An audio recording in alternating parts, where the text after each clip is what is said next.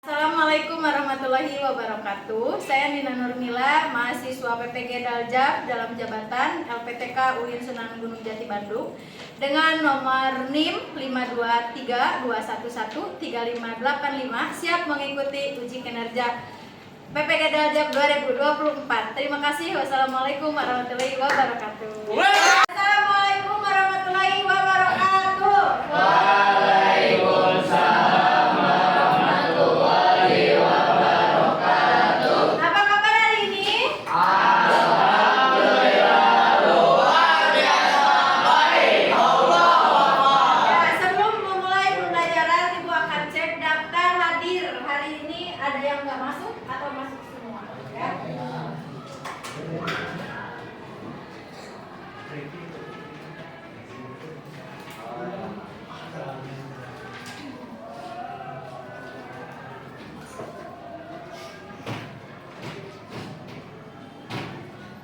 Dari 30 siswa yang mau masuk siapa? Yang mau masuk?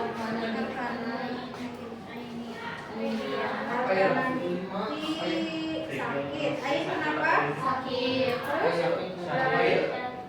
Davi, Lakil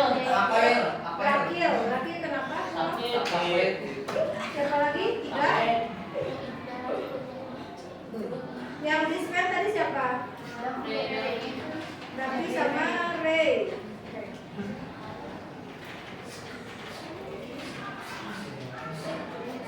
Hari ini kita akan mempelajari materi PAI untuk kelas 9 ya. Materi kita yaitu tentang beriman kepada qada dan qadar. Nah, sebelum Ibu jelaskan materinya, kita akan lihat beberapa contoh, beberapa kasus ya. Tetapi sebelum itu di sini ada 3 tahap yang harus bisa dicapai oleh siswa. Ada 3 tujuan pembelajaran dari diajarkannya materi tentang beriman kepada qada dan qadar. Apa yang harus dihasilkan output dari pembelajaran ini yaitu 3 indikator yang ada di depan ini. Yang pertama harus bisa memaknai, bisa menjelaskan, ya, kemudian bisa membedakan. Yang kedua harus bisa membedakan apa sih kaitannya antara qada dan qadar dengan iman kepada Allah. Ya, ini yang kedua yang harus dihasilkan oleh siswa. Jadi sebagai peserta didik kalian harus bisa membedakannya. Kemudian yang terakhir di sini harus menerapkan perilaku optimis. Optimis itu rasa percaya diri, rasa yakin, ya. Tetapi di sini yakinnya itu yakin yang memang betul-betul positif, yang disadarkan hanya kepada Allah. Sebagai apa? Sebagai wujud dari keimanan kita kepada Allah dari qada dan qadar. Ya, jadi ada 3 tujuan pembelajaran yang harus dihasilkan, yang harus dikuasai oleh siswa dari pembelajaran tentang beriman kepada qada dan qadar. Oke, kita lihat gambar di depan. Ya, ada banyak jumlah siswa yang bisa dilihat di sini. Ada ibu, ada adik-adik kelas, ya, betul? Kalau melihat gambar seperti ini, ya, dari jumlah yang banyak, ini hanya satu kelas, ya, tapi jumlahnya banyak. Kira-kira apa yang kalian pikirkan ketika melihat orang jumlahnya banyak seperti ini? Apa yang muncul di benak kalian? Kelompok. Terus? Apalagi selain kelompok? Ada yang sama nggak wajahnya? Enggak. Coba lihat lagi, ada nggak yang sama mukanya, bentuk wajahnya, warna kulitnya, atau bentuk tubuhnya? Ada yang sama nggak? Nggak ada. Yakin? Nggak ada yang sama. Selain dari kelompok, apalagi yang muncul di pikiran kalian ketika melihat berkerumun seperti ini? Apalagi kira-kira? Suka, Bu? Oke.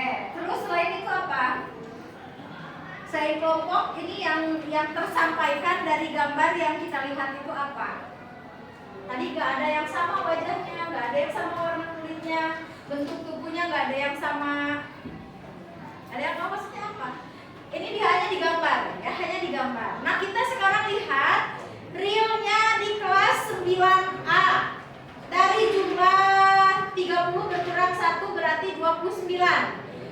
hari ini ada di kelas, ada ibu, kemudian ada teman-teman perempuan, ada teman-teman laki-laki. Kira-kira kalian coba lihat satu sama lain ke teman sebangku. Wajah kalian mirip dengan teman nggak? Tingkah lakunya mirip nggak? Warna kulitnya sama nggak? Atau bentuk hidungnya Najda sama bentuk hidungnya ibu sama nggak? Warna rambut? Ini warna rambut kelihatan kan kalau laki sama. Tapi ada yang lurus, ada yang keriting atau dan lain sebagainya. Ya, berarti tidak ada yang sama. Pernah terbersit dalam pikiran bahwa kita ini adalah makhluk Allah sama manusia tapi beda. Pernah kepikiran ke situ, Kak? Pernah kepikiran ke situ? Oke, kita lihat dari contoh yang ada di depan tadi, ya. Kenapa ibu mencurhat seperti ini? Dalam satu kelas, dalam satu ruangan, dalam satu rumah, apalagi ini dari satu kelas jumlah siswa yang sangat banyak, pasti memiliki perbedaan. Entah bentuk wajah, warna kulit, bentuk rambut, gaya belajar, cara bicara dan lain sebagainya. Makanya dimasukkan dalam tempat yang sama seperti di sekolah, ya, seperti di lembaga pendidikan, supaya menyamakan persepsi kita, pemahaman kita dan pola pelajaran yang kita hadapi bersama. Ya, jadi artinya apa? Kita ini adalah sama manusia, tetapi Allah membedakan kita dari berbagai aspek. Kalau misalnya di kelas 9A, Atika bisa menguasai semua mata pelajaran, akan berbeda halnya, itu contoh ya, akan berbeda halnya dengan Aufarijal. Ya, Aufarijal hanya menguasai berbagai bidang tertentu aja. Contoh, di bidang olahraga dia unggul. Tapi yang non olahraga, maka nanti nilainya itu bisa aja pas rata-rata atau bisa jadi di bawah rata-rata. Ya, pernah menyadari hal itu nggak dari setiap individu di antara kalian? Ya, Nikaisya misalnya lebih unggul di bagian pelajaran bahasa Inggris, sedangkan pelajaran hitung-hitungan kayak biologi, kimia ya kalau di SMA, atau yang ya ada unsur matematikanya dia tidak terlalu unggul. Nah, hal-hal yang seperti itu ya, hal-hal yang seperti itu pasti akan terjadi dan pasti ada di sini. Ya. Jadi nggak bisa memaksakan Fahmi harus unggul di dalam bidang tertentu sedangkan Fahmi tidak mau. Karena ya itu tadi, dalam satu kelas itu gaya belajarnya, warna rambutnya, polanya semuanya itu berbeda. Ya, dan Allah sudah menciptakan kita itu dengan beragam, dengan semua perbedaan. Nanti kita diajarkan dengan pembelajaran yang sama, ya, yang mana ilmunya sama sebetulnya. Ya, hanya kita diajak untuk menyadari bahwa kita ini terbatas. Bagaimana cara mengatasi keterbatasan itu? Ya dengan belajar, dengan mencari ilmu. Ya. Oke, kita lanjut lagi. Ada 3 pertanyaan. Ini sebetulnya pertanyaan yang sangat mendasar dan mungkin seringkali terjadi di antara kita semua pernah mengalami. Ya. Untuk pertanyaan pertama, Ibu mau tanya ke Anissa. Anissa pernah nggak punya cita-cita, punya wishlist, entah itu dalam jangka 1 tahun, 2 tahun, atau dan lain sebagainya. Kemudian Anissa kejar semua keinginan itu, tapi gagal endingnya. Pernah nggak mempunyai pengalaman kayak gitu? Pernah. Nah, ketika mengalami kegagalan atau ada kesulitan pada saat prosesnya itu, apa yang Anissa lakukan? Oke, jadi di-upgrade lagi ya, biar lebih semangat lagi cara mengatasinya. Pernah Anissa berpikir bahwa ada hikmahnya, ada pelajarannya di setiap kegagalan yang Anissa hadapi? Pernah, ya. Oke, yang kedua, ketika ada suatu keinginan, ibu akan kasih contoh yang real, ya. Ibu akan kasih contoh yang real. Ada kasus yang masih baru ibu temukan, lulusan SMP PG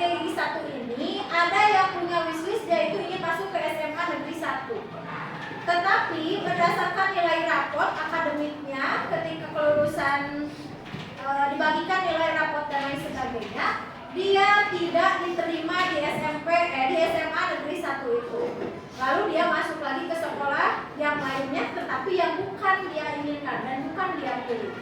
Mungkin nanti akan ada sesuatu yang akan kalian hadapi, walaupun kasusnya tidak sama, gitu ya, walaupun kasusnya tidak sama. Nah, pada saat kita ada di situasi yang tidak sesuai dengan harapan kita, tidak sesuai dengan keinginan kita, nah, kira-kira apa yang harus kita lakukan di situ?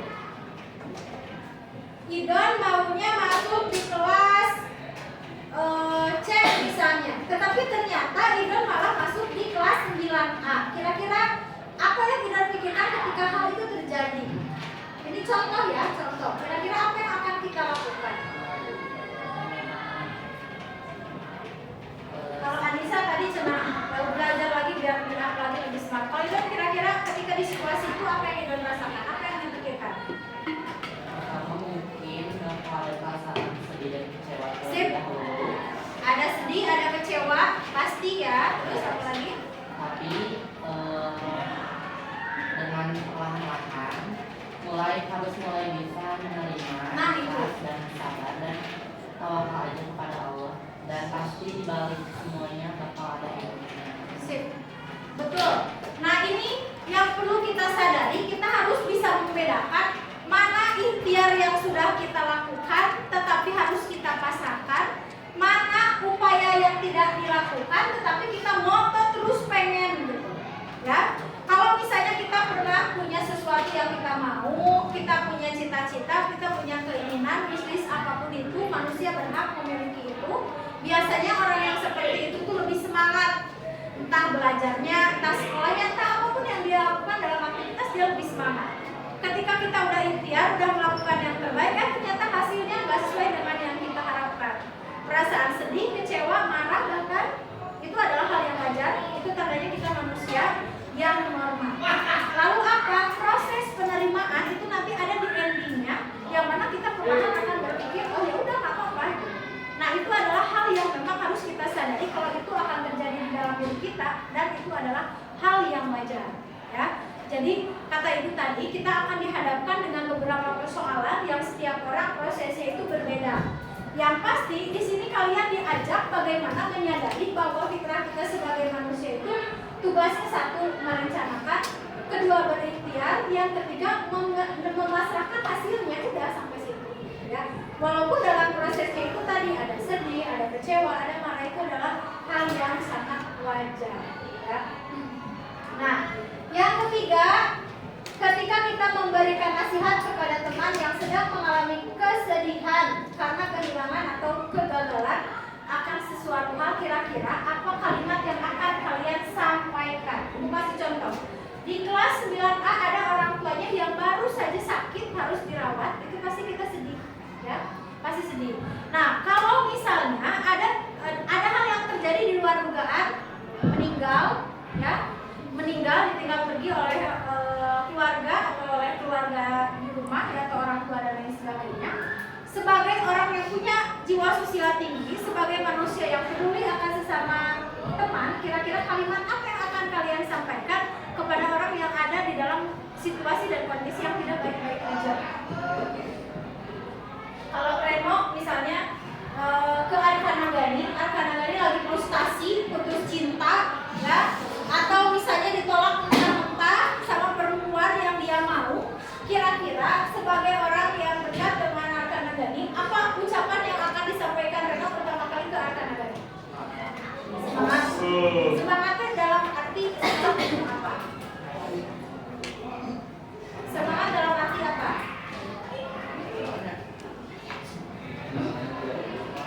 Semangat. Terus, kalian cantik, kita lihat cantik nggak? Kalau yang ibu yang ditanya, ibu akan mengatakan cantik. Ya, kalau kalian gimana? Hah? Biasa aja. Oke. Kira-kira apa ada nggak masalah yang muncul di orang ini kalau kita tampilkan wajahnya? Ada masalah dengan orang ini nggak kira-kira? Nggak ada. Ya, oke, satu nggak pakai hijab. Terus ada lagi nggak masalah yang lain? Apa yang bisa kita ambil dari contoh orang ini? Ada pelajaran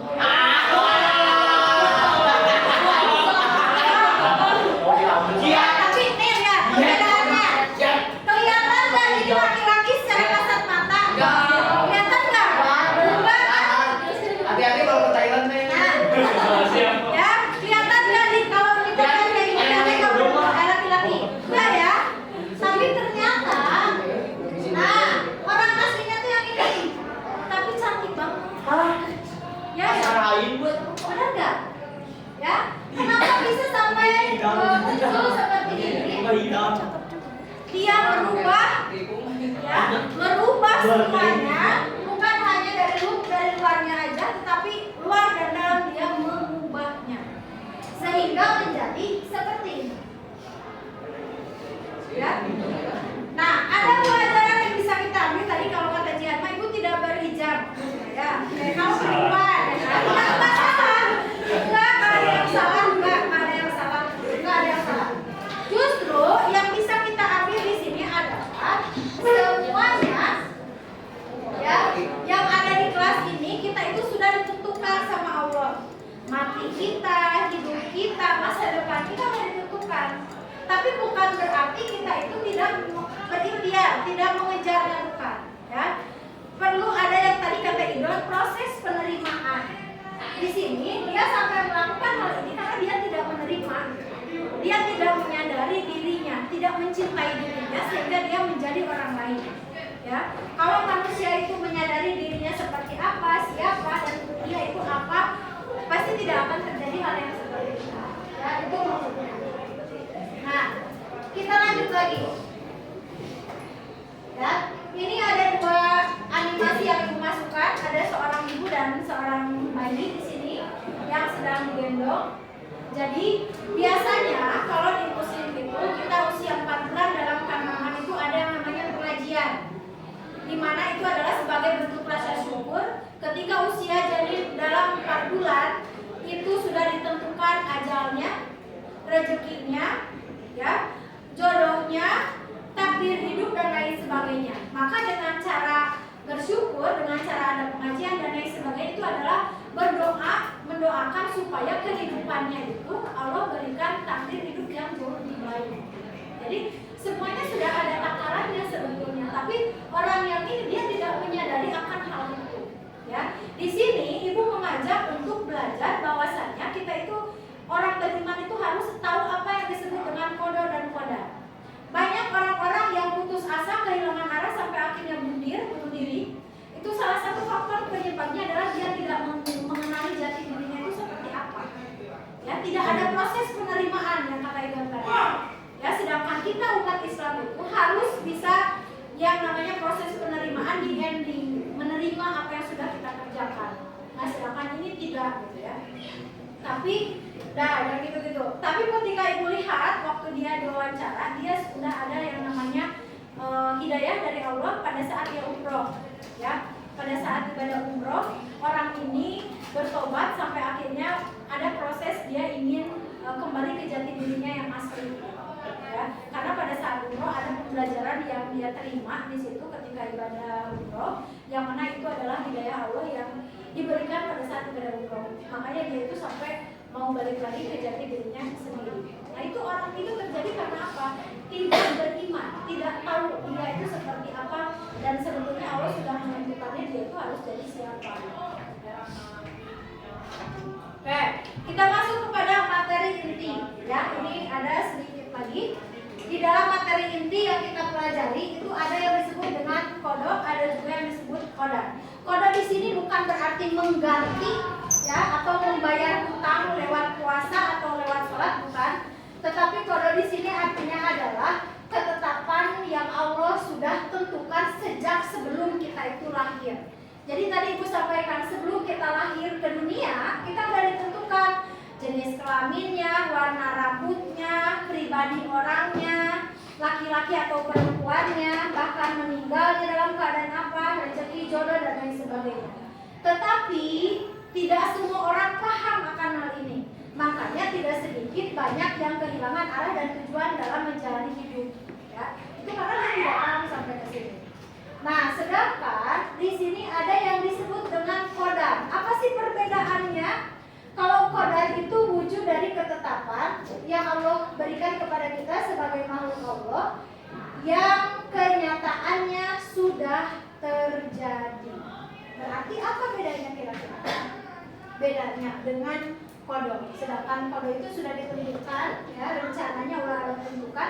Tapi kalau ini qadar, ya, yang sesuai sudah bentuknya Allah nyatakan terjadi, maka terjadi, nggak bisa lagi diganggu-gugat.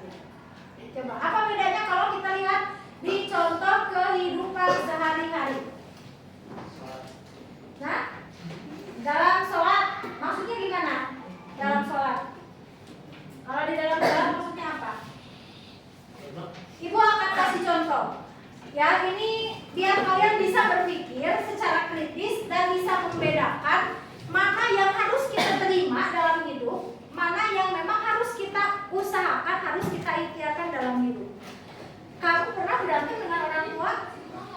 Pernah bertengkar dengan ayah, dengan ibu, atau dengan orang yang ada di rumah?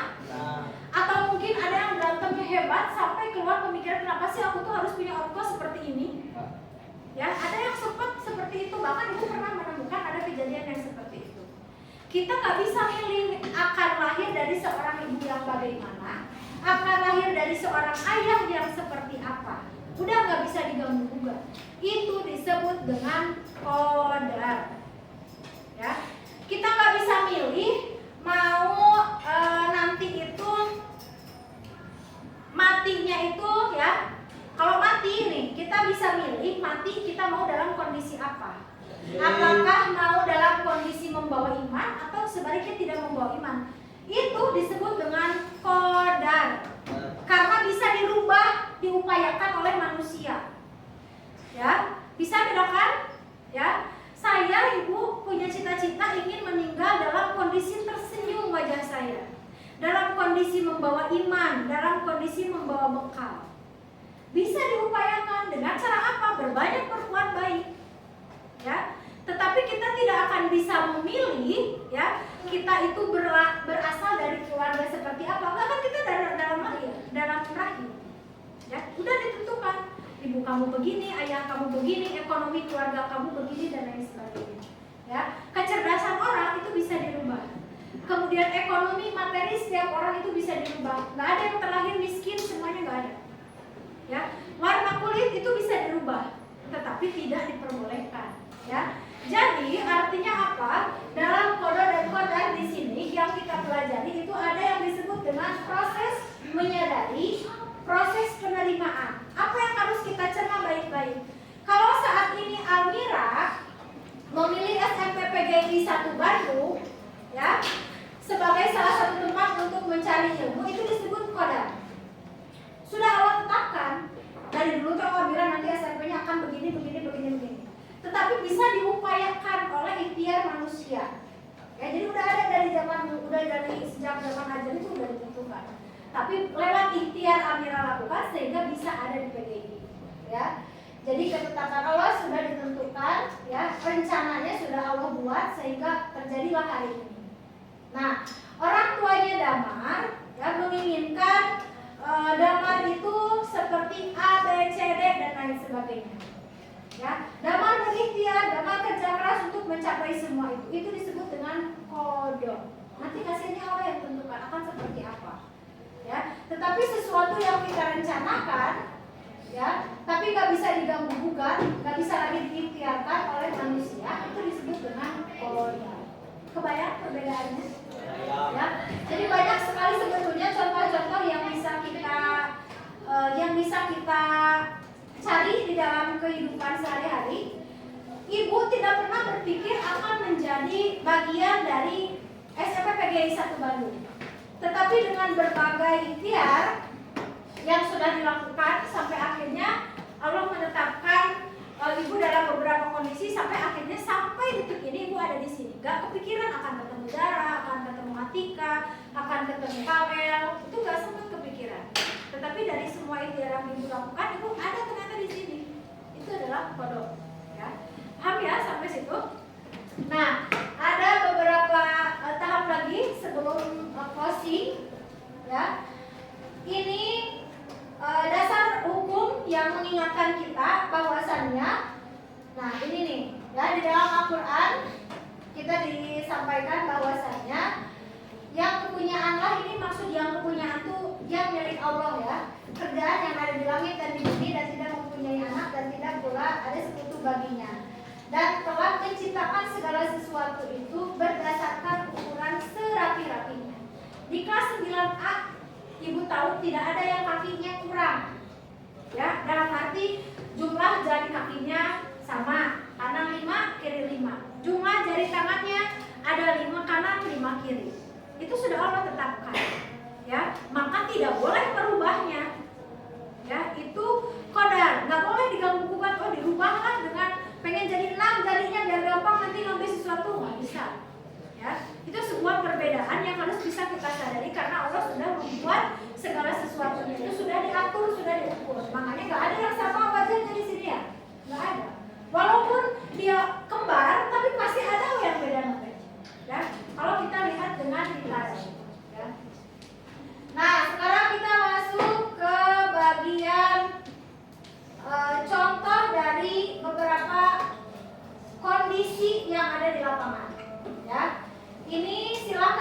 jawab. Ada pertanyaan yang sudah Ibu buat. Yang pertama, ini kasusnya ketika ada ujian. Ya, ujian di sekolah maksudnya ya.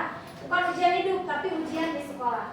Jadi, silakan dijawab ya, silakan dijawab dengan teman-teman berkumpul aja satu tim, satu pertanyaan. Ya, kemudian ini yang kedua.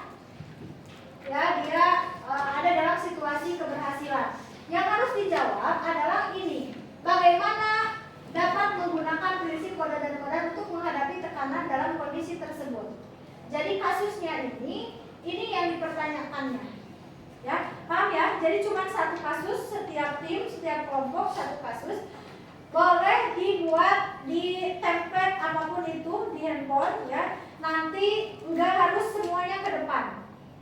Yang ke depan Ibu hanya pilih satu kelompok aja, satu perwakilan dari 5 tim, dari 5 tim kelompok yang ke depan. Kemudian setelah itu nanti Ibu akan closing dan kita bahas evaluasi. Udah selesai. Ya. Ada yang ditanyakan sampai sini? Jadi yang kita bahas itu baru sampai kode dan kodar tentang maknanya aja dan contohnya, ya. Itu. Sok itu ya.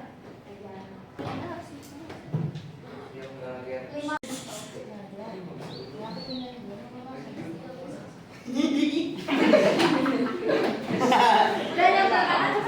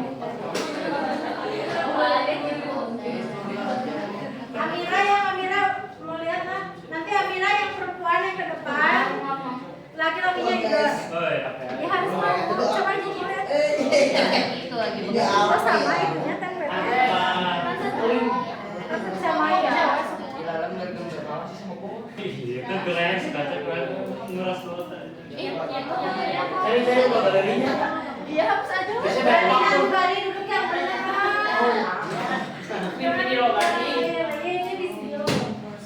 Halo guys, saya lagi nge-vlog. Iya bos, kamera ini teh. Nggak tahu. Kamera Semeru. Halo guys. Masih gak ribu sih? Dijilat sama Pak Isal. Maksudnya pakai nama kan? Nama kamu. Pas aja weh. Itu yang masuk error. Langsung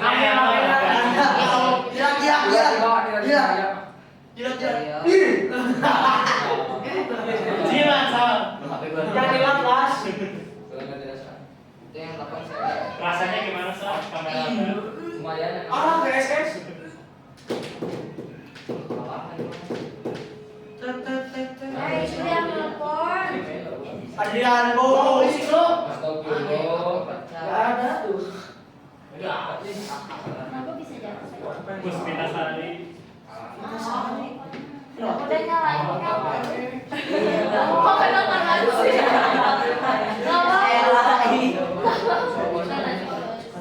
Kasih gua.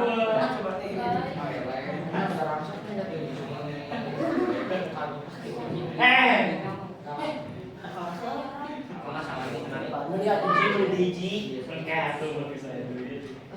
Pakai kasih nama yang biasa lagi. Kan dari itu. Nah, aku mau ngambil sesuatu yang bulat-bulat deh. Dari berapa? Enggak sehancur kan satu. Pangan teh. Wah. Wah, kita curi bukti. Dari malu aja langsung sembunyi. Oke, pakai jaket. Kamu selfie. Enggak tahu saya. Hiram narsi, hibernasi. Hibernasi. Allah Allah. Tuh kan? Hibernasi. Di garis-garis aku kayak jangan itu larapus.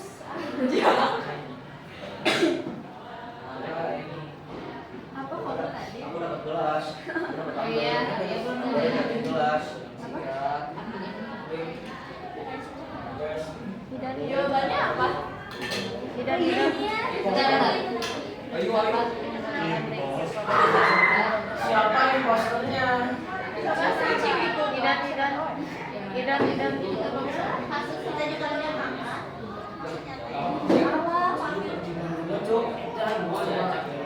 Iya makanya bentar dulu aja. Buset. Nanti aku nyuruh yang lain buat ngelis. Idam nasi idam. Dam. Ini penting banget dong. Ya, dipoles mukanya pakai hapus. Cobain lo, cobain lo. Bisa kan lu gitu? Oh, gue poles sih. Pakai hapus. Ini. Jadi kan kamar ini.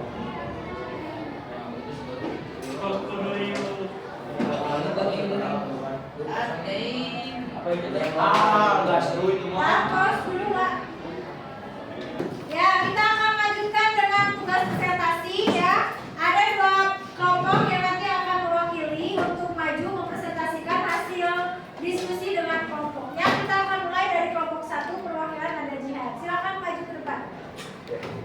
Oke. Baca dari itu aja yang tadi. Assalamualaikum warahmatullahi wabarakatuh.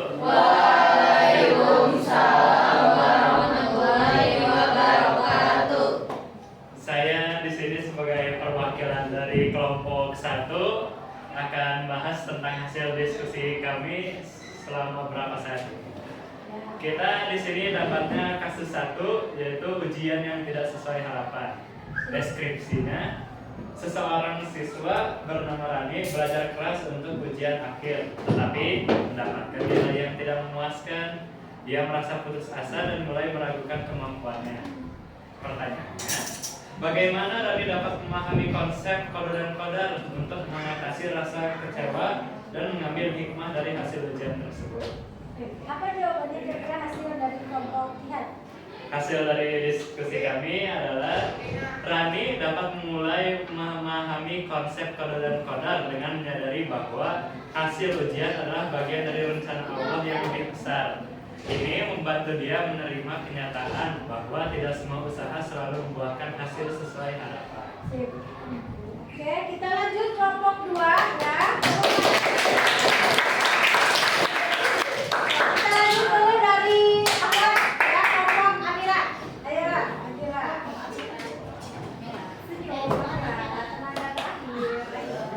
Assalamualaikum warahmatullahi wabarakatuh. Waalaikumsalam warahmatullahi wabarakatuh. Di sini kelompok kami dapat kasus 2. Memang keberhasilan dalam kompetisi. Lalu berhasil meraih juara pertama dalam kompetisi sains setelah lulus kelas. Namun dia merasa cemas dengan ekspektasi yang tinggi di masa depan.